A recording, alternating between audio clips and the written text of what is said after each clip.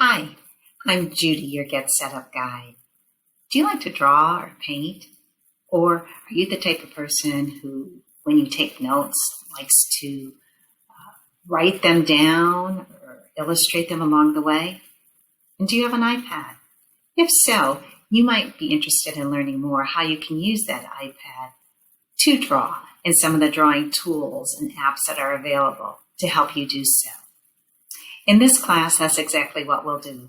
We're going to explore the variety of apps that are out there, from simple ones to use that are easy for everybody that you can use on your iPad, to ones that are a little more sophisticated for those who are more serious about drawing and have devices that support pens and other tools that you can use along when you draw. So if this sounds like something that you might be interested in and you're curious how you can use your iPad or your iPad Pro to draw, come join the class, connect with others, and see what it's all about.